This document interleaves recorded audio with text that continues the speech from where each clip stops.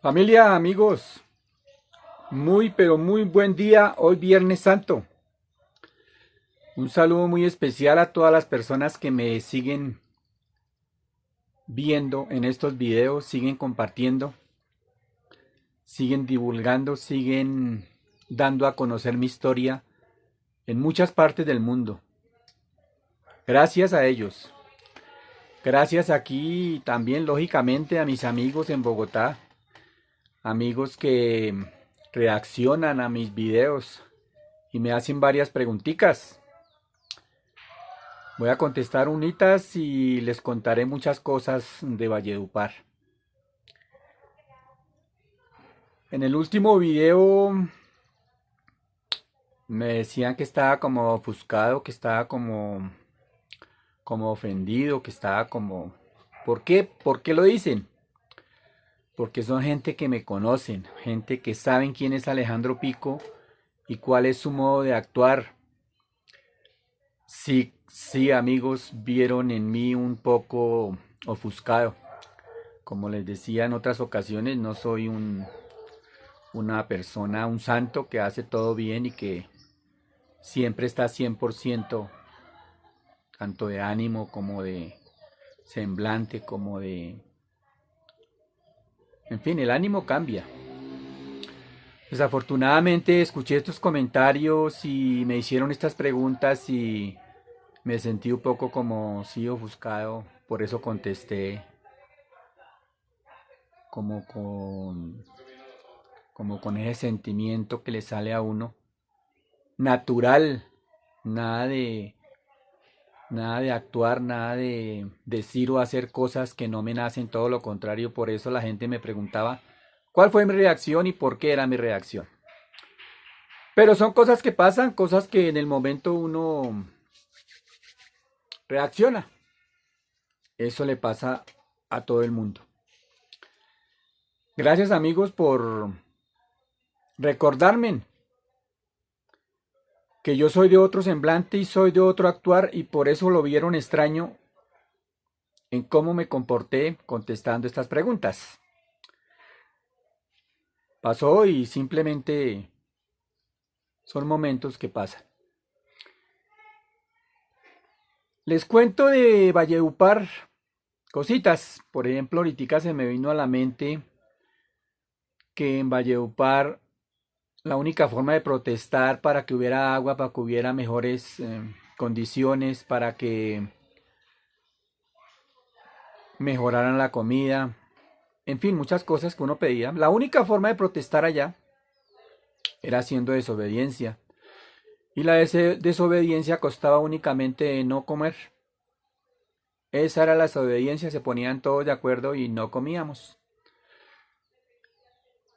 El rancho donde cocinaban en Valledupar, lógicamente, era a distancia de las torres. Siempre quedaba retirado, entonces el alimento, el desayuno, el almuerzo y la comida lo traían en unos carritos y estos iban en unos recipientes plásticos de un grosor más o menos, coloquémosle unos 8 centímetros de gruesos,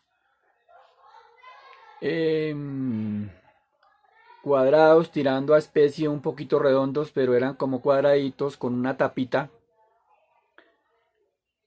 Hay de 3 compartimientos. Lógicamente, hablemos del almuerzo.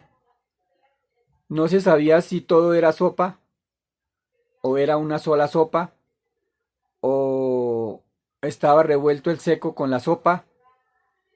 O sea, era degradante. Comíamos por hambre. No le nacía a uno comer. No le daba ese gusto por comer.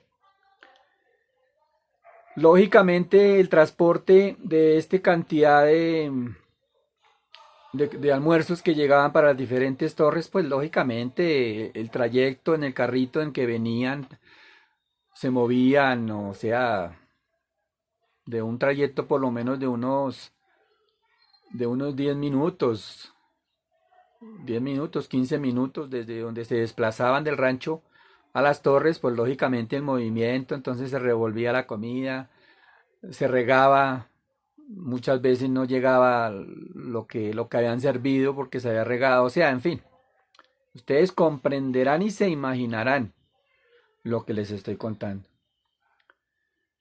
Lógicamente el alimento era comida para un ser humano y era el sustento, lo que le daba vida a uno, comer. Tocaba, obligado, tocaba comer.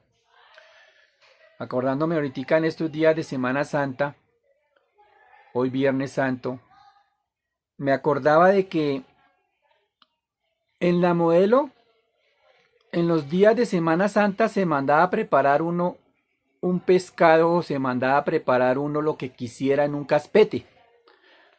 Estas personas que tenían plata, estas personas que vivían bien, estas personas que eran de sustento económico suficiente para darse en estos gustos. En Valledupar no. En Valledupar lo que llegaba comía. Allá nunca se supo cuándo era Semana Santa, cuándo era el Día del Padre, cuándo el Día de la Madre, cuándo era Navidad, cuándo Año Nuevo. Allá no se supo absolutamente nada. Me adelanté un poquito por lo que le iba a contar lo de las cocas plásticas. Pero me acuerdo de que un director que estuvo en esos 3 años largos que estuve en Valledupar, un director de ellos, de esa cárcel, nos hizo saber que era una Navidad un 24 de diciembre. El 24 de diciembre, a las 12 de la noche, este director tuvo la delicadeza de ir torre por torre y celda por celda a darle la mano y desearle la feliz Navidad a un interno. Un detalle que muchos como yo lo valoré mucho. Muchos le gritaban, hijo de no sé qué, vaya llévese esto para donde, en fin, palabras que no es bien pronunciar. Pero personas que agradecían que diferenciaran una Navidad en Valledupar de las que ya habíamos pasado, que ni nos enterábamos que fue 24 o 31 de diciembre. Este director sí llegó y con los mismos guardianes de turno nos repartieron en unos platicos desechables de icopor, buñuelito y natilla. Y la mano del director diciéndole al interno feliz Navidad. Hombre, eso era de uno en un sitio de esos tan abandonado. Es hora de agradecer, es hora de decir, hombre, se tomó la delicadeza de llegar y darle la mano al interno y decirle feliz Navidad. No por el detalle del, de la natilla y el buñuelo, sino el detalle de la fecha, el detalle de decirle feliz Navidad, dejando a su familia a esa fecha y a esa hora y llegar con los guardianes de turno y entregarles el detallito de Navidad y darle la mano y desearle feliz Navidad. Eso para mí fue un detalle muy bonito de ese director. Muchos no lo vieron así. Nos hizo saber que en ese momento era 24 de diciembre y se estaba celebrando la Navidad. Otras veces absolutamente nada. Ni escuchar pólvora, ni escuchar música, ni escuchar absolutamente nada. Un día, como cualquier otro, subíamos a las 3 de la tarde, 3:30 por tarde ya estábamos encerrados. Nos abrían al otro día a las 5 de la mañana y no supimos qué día fue. Sabíamos que era sábado o domingo porque había visitas en diferentes torres. No sabíamos otra cosa. Cumplir años, allá no se sabía cuándo cumplía años uno. No se celebraba absolutamente nada. En la modelo sí. En la modelo sí se sabía cuando uno cumplía años.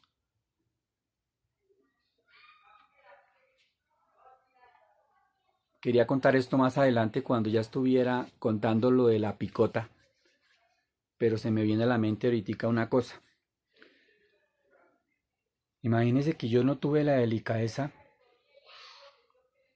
de agradecerle a una persona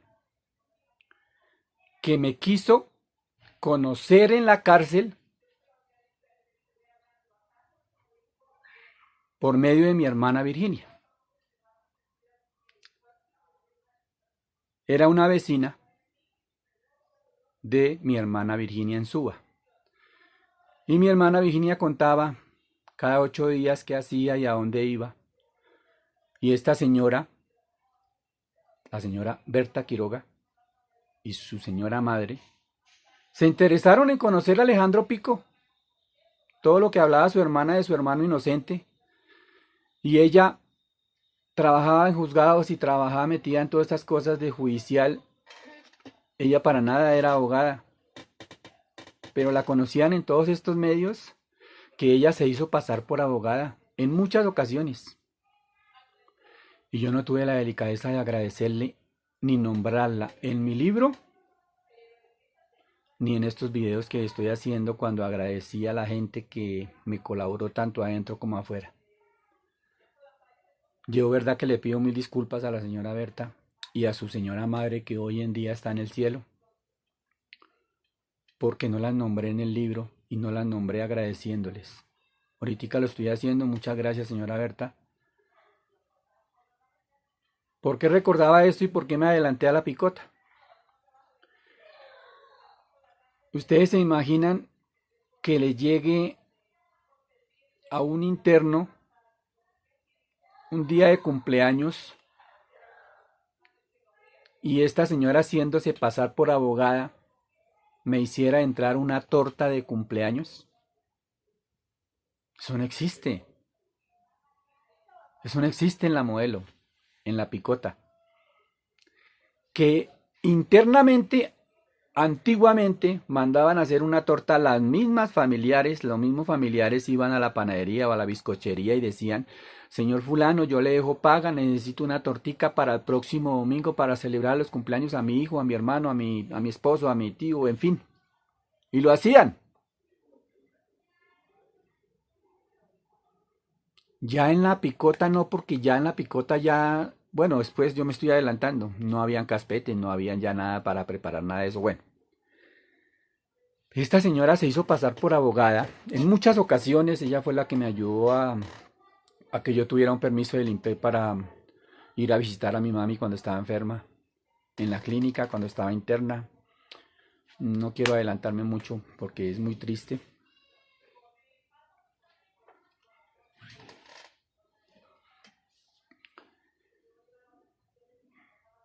Este día se hizo pasar por abogada esta señora y me hizo llegar una torta inmensa. Y decía feliz cumpleaños Alejandro. Y me llegó y me llamaron a mí como si fuera visita de abogado. Y a mí se me hacía extraño porque yo abogados para esa época, imagínense, ya condenado, ya casi para salir en condicional. O sea, que abogado ni que nada. Pero esta señora se hizo pasar por abogada y me hizo llegar. No, no como una familiar, sino como una abogada. Me hizo llegar esta torta. Yo llegué al sitio donde estaba con mi torta, repartí torta, o sea, los internos no podían creer que eso estaba pasando. Por eso esta señora me colaboró mucho con el IMPEC en los juzgados.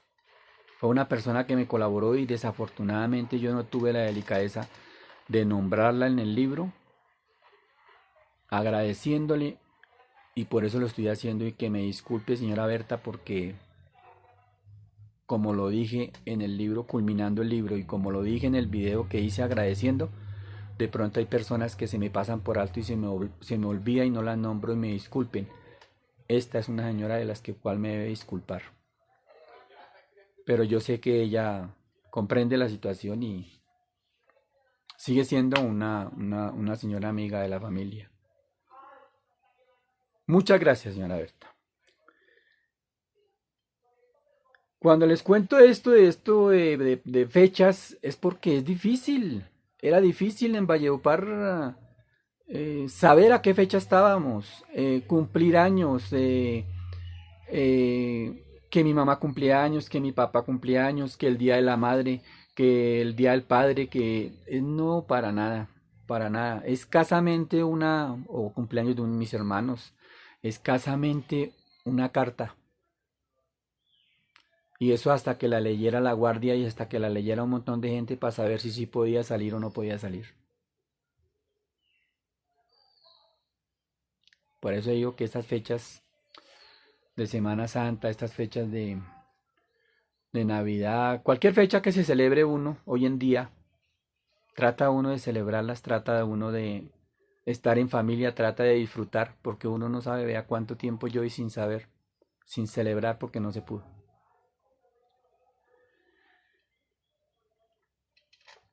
Ahorita le mando un saludo también a aquellas personas, amigos, que por una u otra razón han estado en una clínica, graves o no graves, de pasada o varios días en la clínica. Simplemente les deseo que se hayan recuperado y que estén recuperándose bien y que lo importante es tener salud, confiar en Dios de que todas estas enfermedades que de un momento a otro nos resultan, pues pasen y no sea de gravedad. Saluda a esas personas que están enfermas, amigos. Mucho ánimo, recuperación y se le estima mucho. La desobediencia en Valledupar. Me devuelvo allá. Imagínense que la desobediencia era no comer. Pero varios internos llevaban esta desobediencia al extremo. A tal extremo que como la guardia no puso atención y no le importaba que los internos ni desayunaran, ni almorzaran, ni comían 1 o 2 días, para ellos era lo mismo. Exteriormente nadie se enteraba de eso.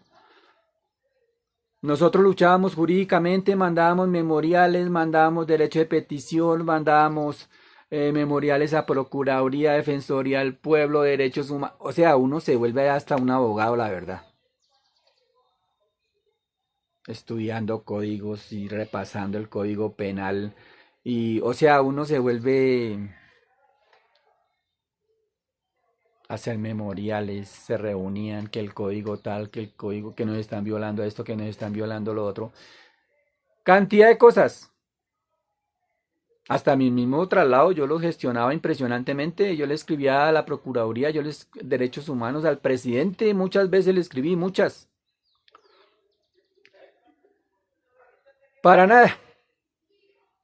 Porque desafortunadamente uno hacía los memoriales, se los entregaba a la guardia porque eso es un derecho de uno. Y confiados de que esos memoriales iban a llegar al sitio donde iban remitidos, nunca llegaron. Uno tenía que a veces, mire esta situación, los internos a veces hacían un memorial firmado por X cantidad de internos. Esto, a pesar de la requisa para salir al patio de visitas, los internos se camuflaban estas hojas. Eran más o menos alrededor de 5 o 6 hojas en donde iba escrito y denunciando lo que estaba pasando, o tutela, o derechos de petición, o memoriales para defensoría, en fin. Los presos, los internos siguen siendo demasiado inteligentes y que si aquí le pusieron un pero, más adelante colocan una solución. Los memoriales salían y llegaban. Salían por medio del interno, llegaban al patio de visitas, las visitas camuflaban esas hojas y también salían directamente a la calle. Radicaban todo esto bien fuera en Valledupar o los mandaban para Bogotá. Pero todo esto sucedía. ¿Cuál era la requisa? Y ustedes vieron la requisa cuando iba uno para visita. lo sacaban a uno para visita, uno ya iba con su overol, con sus botas, absolutamente nada más. Lo desvestían a uno allá afuera de la torre, lo desvestían de pe a pa, le revisaban, lo miraban, mejor dicho, que abra la boca, que cierre la boca, que agáchese, que dé vuelta, impresionante. Pero los memoriales salían, era la forma.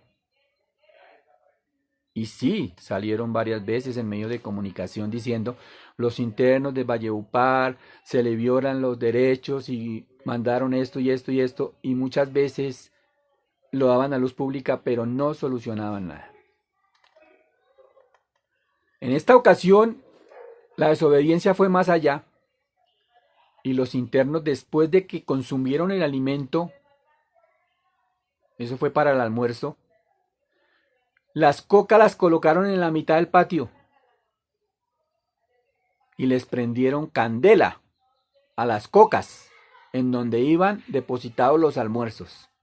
Estas cocas lo único que hace uno es comer, y así como comió le vuelve a colocar la tapita y la entrega al frente para que los que trabajan en el rancho y traen la alimentación se la lleven nuevamente, hacen su lavado y vuelven para otro alimento, bien sea la comida, o bien sea el almuerzo, o bien sea el desayuno. Pues quemaron las cocas. Coloquémosle 180, 150 cocas. ¿De dónde sacaron candela los internos? Con tanta requisa en ese patio y en esa torre. Hubo candela. Quemaron las cocas. ¿Qué solución tan grande quemar las cocas? Porque ya nos van a solucionar y al día siguiente nos compran otras cocas y nos dan la comida. Pensamiento del interno. Pues no le pusieron atención absolutamente a nada de esa desobediencia y castigaron ese acto de quemar las cocas plásticas de la comida. A la siguiente comida, que ya fue al siguiente día porque inmediatamente vieron cocas quemadas y todo, pues entró la guardia, echó gases, nos apaleó, nos subieron para las celdas temprano, que eso era lo que solían hacer. Nos subieron para las celdas y esperar al otro día. Al otro día, el alimento en la mañana fue servido, el chocolate o el café que servían lo sirvieron en vasos desechables, o sea, tomaba uno el vaso y se acababa porque era desechable, lo rompían. El pan, el pedazo de queso, el huevo cocinado que daban, en fin, se completaba el desayuno. Normal.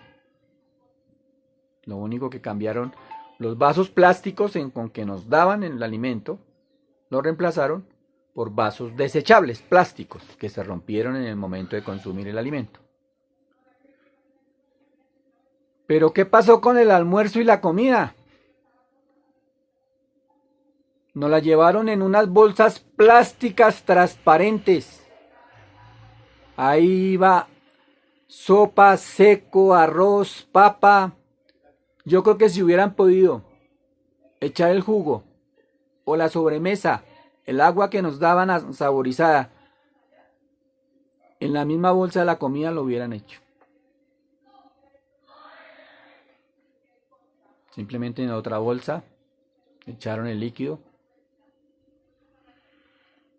pero la comida era en una bolsa plástica, en donde iba todo revuelto. Todo revuelto. Peor que antiguamente alimentaban a los marranos, que era el sobrante de los restaurantes y se lo botaban allá y comían. Peor. ¿Por qué? Porque revolvían todo, revolvían, o sea, yo creo que hasta los mismos internos que trabajaban en el rancho recibían órdenes que fuera así porque no habían cocas y era un castigo. Era degradante para ellos mismos decir, llevarle a los mismos internos compañeros de nosotros la comida revuelta como si fueran ¿Con qué ánimo comía uno? Pero era la desobediencia que supuestamente los internos estaban poniendo para que le solucionaran cosas. Cositas que les conté el día de hoy. Viernes Santo, ya 25 minutos del video.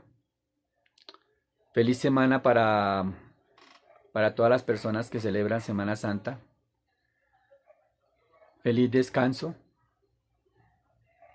Les seguiré contando cositas. Dios los bendiga a todos. Nos veremos el martes en un nuevo video. Muchas gracias.